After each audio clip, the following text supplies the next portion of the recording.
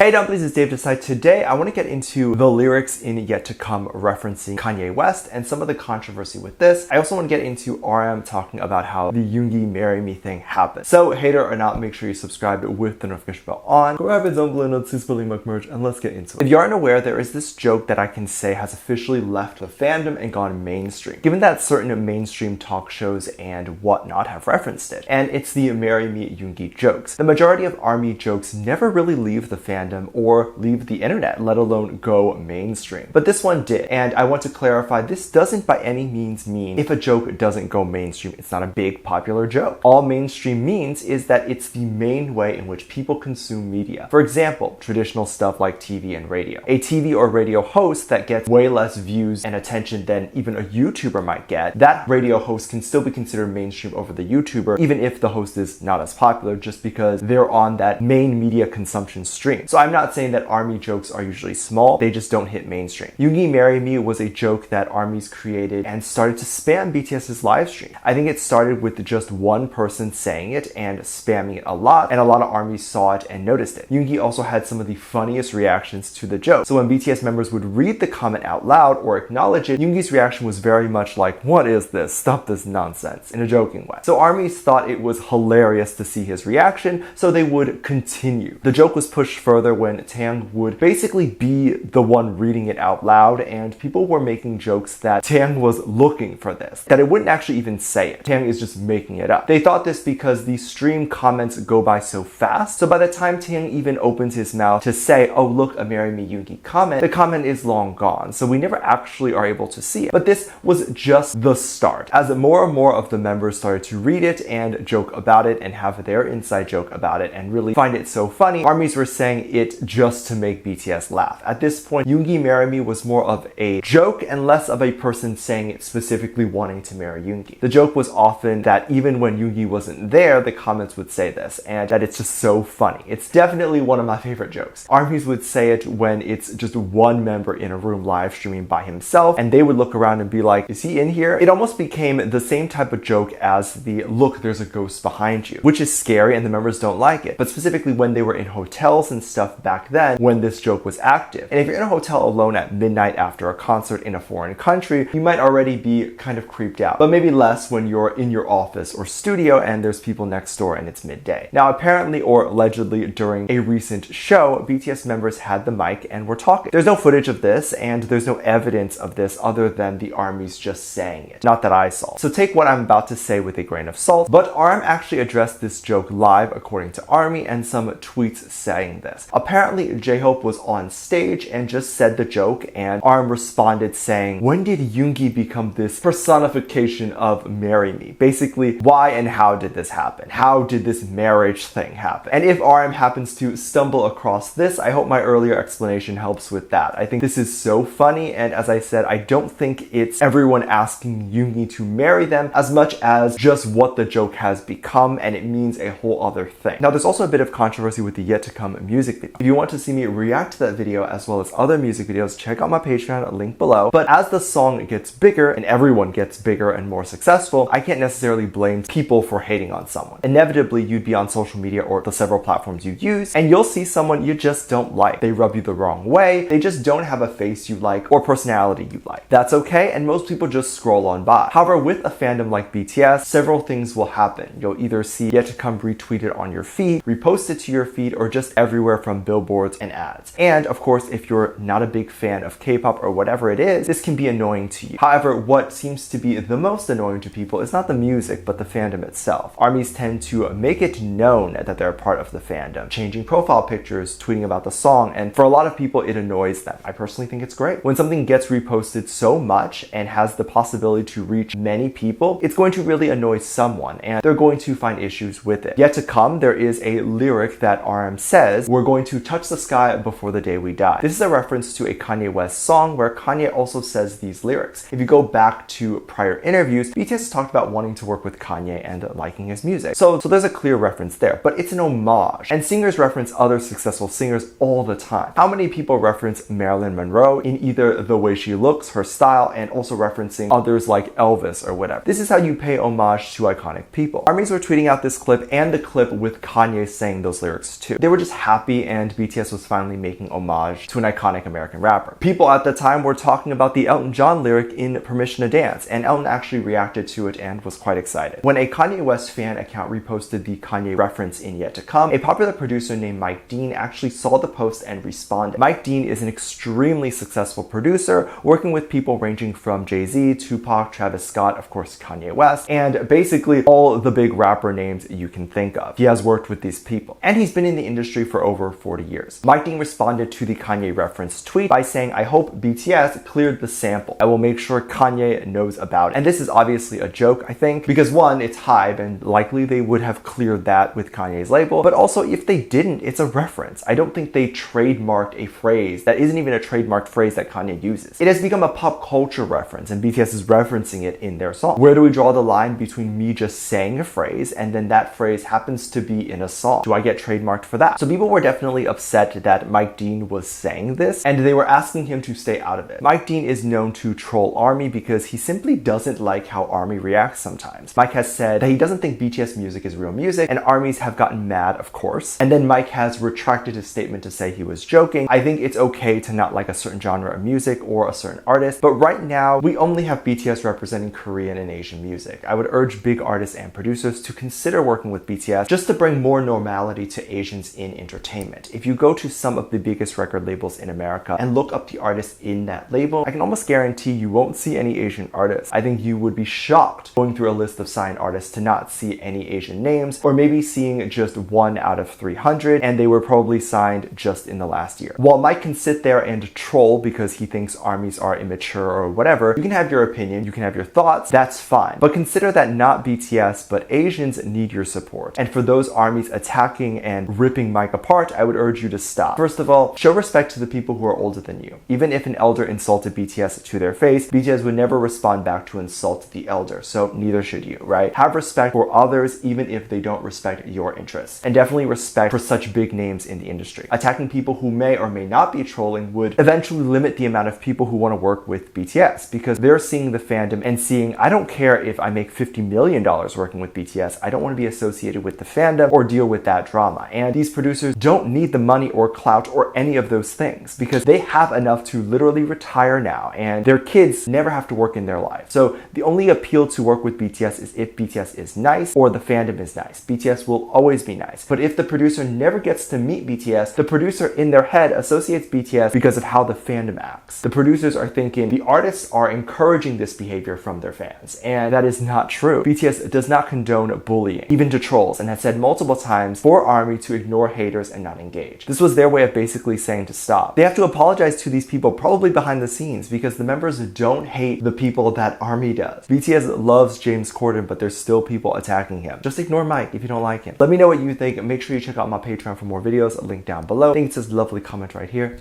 Love you. Bye.